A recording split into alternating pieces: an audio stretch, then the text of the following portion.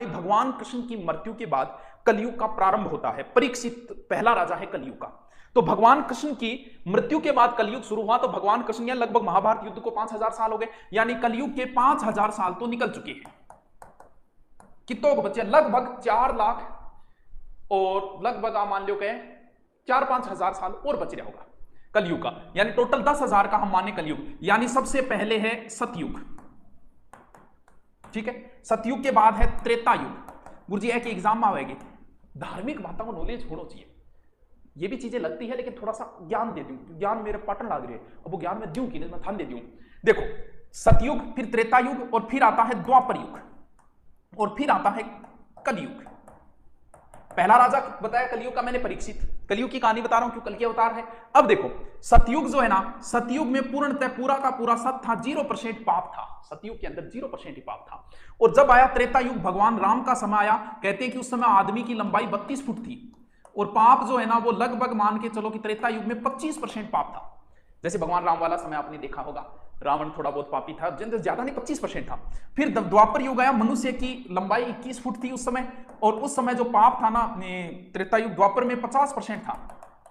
देखा होगा आपने महाभारत युद्ध में 50% पापी इधर खड़े थे, 50% पापी इधर खड़े थे। और फिर शुरू होता है कलह का चौथा और अंतिम युग, जिसे कलयुग कहा जाता है। इसे कलह का युग कहा जाता है। कलह मतलब लड़ाई दंगा गला कुछ, कलयुग का अर्थ होता है कलह का अंतिम युग। तो ये कलह का अंतिम युग है, जिसके अंदर द्वापर में मनुष्य की लंबाई लगभग 11 फीट मानी जाती है, सतयुग में 32 फुट है, सॉरी हाँ, त्रेता के अंदर मनुष्य की लंबाई 21 फुट है, द्वापर के अंदर मनुष्य की लंबाई 11 फुट है। अब कितनी है? अब अधिकतम 6 फुट है। और कलयुग के अंदर मात्र 5% पुण्य बचेगा, 95% पाप ही पाप हो जाओ, पापी भरा पड़े कलयुग के अंदर।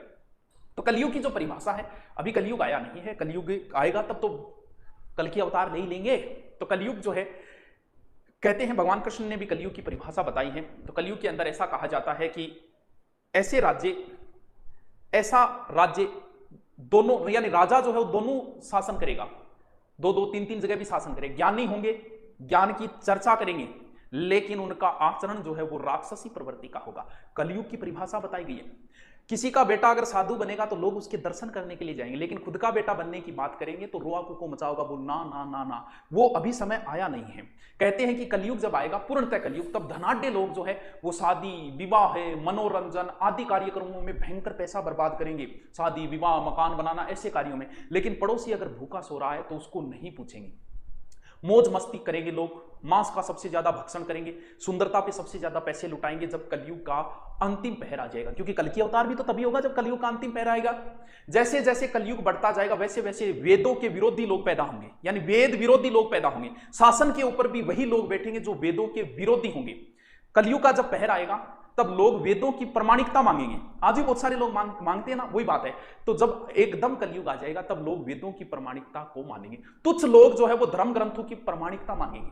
कब? जब कलयुग का, जब इतना पाप बढ़ेगा तो देवताओं का किसी प्रकार का असर नहीं होगा, यानी देवता किसी प्रकार की कोई सहायता नहीं कर पाएंगे। कब? जब कलयुग का अंतिम पल होगा। विवाह फिर एक धर्म नहीं रहेगा, महिलाएं सिर्फ धनाढ्य लोगों के साथ ही विवाह करेगी, गरीब व्यक्ति को छोड़ देगी अगर विवाह हो भी। कलयुग की परिभाषा बताओ, अभी पूर्णतः कलयुग आया नहीं है, अभी ये सारी चीजें मैच होती जा रही है। क्यों? क्योंकि अभी कलयुग अंतिम पहर आएगा, तभी जो है वो अवतार लेंगे। कौन?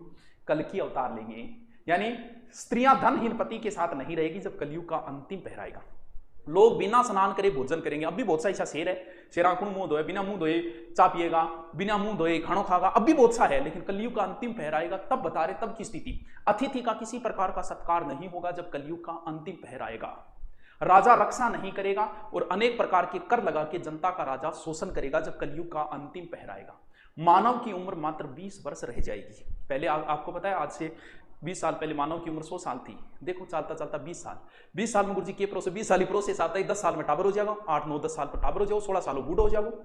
और बहुएं जो है वो ससुर को काम पे भेजेगी, पुत्र अपने पिता को काम पे भेजेगा जब कलयुग का अंतिम पहर आएगा। गायें जो है वो दूध देना बंद कर देगी। अभी बहुत से गायों ने दूध देना बंद कर दिया, अभी कलयुग का बहुत पहर। गंगा नदी पूर्णतः सूख जाएगी जब कलयुग का अंतिम पहर आएगा। अन्न नहीं होगा, व्यक्ति व्यक्ति को खाना प्रारंभ कर देगा। हे पार्थ, ये कलयुग की परिभाषा है। पूरी परिभाषा बताएं तो बड़ी डरावनी परिभाषा है कलयुग की। अभी बहुत सारी चीजें अब भी सेट हो रही है कलयुग की, अगर पता हो। बता दिया गंगा नदी पूर्णतः सूख जाएगी। आप देखो गंगा नदी कितनी 20-30% सूख गई है। गायें दूध देना बंद कर दी, 20-30% गायें दूध देना। मानव की उम्र 100 से 60 हो गई, तो सोचो 5000 साल बाद खान पीन ऐसा होगा कि मानव की उम्र मात्र 20 वर्ष बची। कोई बात नहीं रे टावरो थान में कौन रहा हूं रे, कलियुग की परिभाषा बता के के को आगे के आगे अभी आयो को नहीं बना, अभी कौन आयो, अभी बाकी है। सर सबसे अच्छा युग कौन सा था? सबसे अच्छा तो यही है, अरे उस समय सतयुग ने पूर्णतः सत्य था। कौन? हरिश्चंद्र जैसे राजा हुए थे जिन्होंने सत्य के लिए अपना परिवार तक का बलिदान कर दिया। फिर जो भगवान राम का युग है उसमें मात्र 25% पाप था, जैसे रावण वगैरह थे। द्वापर भगवान कृष्ण का उस समय आधे पापी हो गए थे, देखा होगा महाभारत दोनों साइडें। और ये तो कलह का युग है जिसमें मात्र 5% धर्म बचता है, बाकी सारा का सारा इसमें पाप ही पाप है। 95% पाप, 5% धर्म है। चलिए हम इन बातों की चर्चा नहीं करते, इनकी बातों की चर्चा करें कब? जब मैं भागवत कथा प्रारंभ करूंगा, उस समय आपको आना है। भागवती पांचा थोड़े दिन कोर्स तो पूरा में डाल ही दूंगा यूट्यूब पर, थोड़े बहुत और बच्चे वो डाल दिए, फिर आपने भागवत कथा करांगा आराम। राधे राधे। चलो, कल की अवतार है भगवान विष्णु का, ये एकमात्र ऐसा है, ध्यान रहे, इसके घोड़े के पैर में एक खड्डा बना हुआ है। कहते हैं कि ये खड्डा जैसे जैसे भरता जाएगा और जब पूर्णतः भर जाएगा तब कलयुग आ जाएगा। सर ये मंदिर कैसे बनाया? पिछवाई जैसी वेदों के अंदर लिखा हुआ है कि जब कलयुग का अंतिम पहर आएगा तब एक बड़े घोड़े पे तलवार लेके एक व्यक्ति आएगा, वही विष्णु का अवतार होगा, वही कल की अवतार होगा।